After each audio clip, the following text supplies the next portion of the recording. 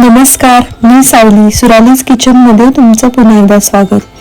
मकर संक्रांतीच्या खूप खूप शुभेच्छा. आज पाहणार आहोत मऊ तिळाची वडी. लागणारे साहित्य आहे: अर्धा किलो तीळ घेतलेले आहेत पांढरे तीळ मी, आणि शेंगदाणे त्याच्या निम्मे म्हणजे एक वाटी शेंगदाणे घेतलेले आहेत, आणि गूळ घेतलेला आहे 1 किलो. तर गूळ असा बारीक चिरून घ्यायचा आहे. मी जे तीळ वापरले आहेत ते विना पॉलिशचे वापरलेले आहेत. तर तीळ जे आहेत ते आपल्याला आता छान असे भाजून घ्यायचे आहेत. मीडियम गॅसवरती चुटचुट होईपर्यंत तीळ असे भाजायचे आहेत. थोडेसे लालसर दिसले पाहिजेत असे आपल्याला तीळ असे भाजून घ्यायचे, म्हणजे ते छान असे कुरकुरीत लागतात आणि वडीला खूप छान टेस्ट येते. तर अशा रीतीने तीळ जे आहेत ते भाजलेले आहेत. आता आपण शेंगदाणे भाजून घेऊयात. शेंगदाणे पण आपल्याला छान असे खमंग भाजायचे आहेत, आणि हे जे मी घेतलेले आहे ते देशी शेंगदाणे घेतलेले आहेत, त्यामुळे टेस्ट खूप छान येते. तर आता छान असे शेंगदाणे आपण भाजून घेऊयात. असे लालसर होईपर्यंत भाजायचे आहेत. तर आपले तीळ शेंगदाणे भाजून तयार आहेत, आणि गूळ पण चिरून घेतलेला आहे आपण. तर आता तिळाचा आपल्याला कूट करून घ्यायचा आहे. तर जो तिळाचा कूट आहे तो अतिशय म्हणजे अगदी 1 ते 2 वेळा मिक्सर आपल्याला फिरवायचा, आणि ओबडधोबड असा तिळाचा कूट करून घ्यायचा आहे. तर अशा रीतीने मी दाखवते तुम्हाला की हा जो आहे तो अर्धवट म्हणजे थोडासा बारीक, थोडंसं तीळ असे राहिलेले ओबडधोबड असा आपल्याला तिळाचा कूट करून घ्यायचा आहे. अगदी 1 ते 2 वेळा फक्त मिक्सर चालवायचा, जास्त फिरवायची गरज नाहीये. तर अशा रीतीने आपला हा तिळाचा जो कूट आहे तो रेडी आहे. अर्धा किलो तीळ आहेत हे, आणि त्याचा कूट मी हा रेडी करून ठेवलेला आहे. तशाच रीतीने आपल्याला शेंगदाणे पण छान असे बारीक करून घ्यायचे. तर तेही आपल्याला जास्त बारीक पण नाही आणि जास्त जाड पण नाही, असे आपल्याला मीडियम म्हणजे एकदम असे ओबडधोबड थोडेसे असे आपल्याला कूट करून घ्यायचं आहे. तर तुम्ही पाहू शकता मध्ये मध्ये कसे शेंगदाण्याचे दाणे जे आहेत ते लागणार आहेत आपल्याला. तर ते वडीमध्ये छान लागतात. एकदम बारीक असा फाईन कूट करायचा नाहीये.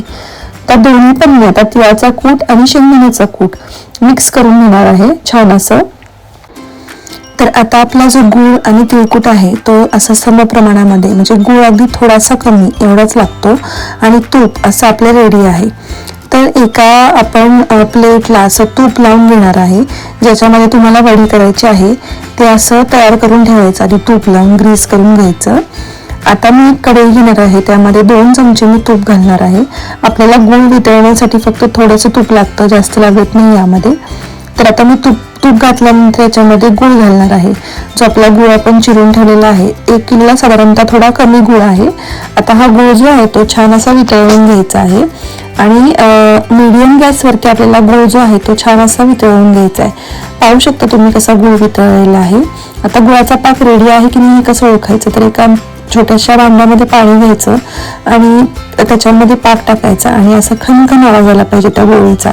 गोळी तयार झाली पाहिजे, मग समजायचं की आपला पाक जो आहे तो रेडी आहे. तर माझा पाक जो आहे तो रेडी आहे. मी गॅस बंद केलेला आहे, नाहीतर मी गूळ करपू शकतो. आता हे जे तिळाचं आणि शेंगदाण्याचं मिश्रण आहे ते मी याच्यामध्ये हळूहळू घालणार आहे, आणि हे असं पटपट आपल्याला मिक्स करून घ्यायचं आहे. आपल्याला जास्त वेळ लावायचं नाही, कारण गूळ जो आहे तो पटकन आळायला सुरुवात होते. त्यामुळे पटपट आपल्याला जे तिळाचं आणि शेंगदाण्याचं कूट आहे त्याच्यामध्ये छान असं मिक्स करून घ्यायचं आहे. तुम्ही पाहू शकता मी या गुळामध्ये कसं छान असं मिक्स करून घेतलेलं आहे. ही मऊ तिळाची वडी आहे, त्यामुळे खूप छान लागते, आणि हेल्दी पण आहे. गुळामुळे हेल्दी पण होते. तर आता मी हे मिश्रण जे आहे ते आपण जे तूप लावलेलं ताट होतं त्याच्यामध्ये मी आता हे काढून घेणार आहे. तर एका वाटीला आपण तूप लावायचे, आणि हे छान असं थापून घ्यायचे आपण. तर मी आता हे जे वाटीच्या सहाय्याने किंवा हाताने पण तुम्ही थापू शकता. तर एकसारखं आपल्याला पसरवून घ्यायचंय. तुम्ही हे 2 भागामध्ये पण डिवाइड करू शकता, तुम्हाला जाड पातळ कशी वडी हवी ना त्यानुसार. तर अशा रीतीने मी हे छान असं थापून घेणार आहे. तर तुम्ही पाहू शकता एकसारखं मी असं थापून घेतलेलं आहे. तर एका म्हणजे प्लेटमध्ये मी असं छान थापलेलं आहे.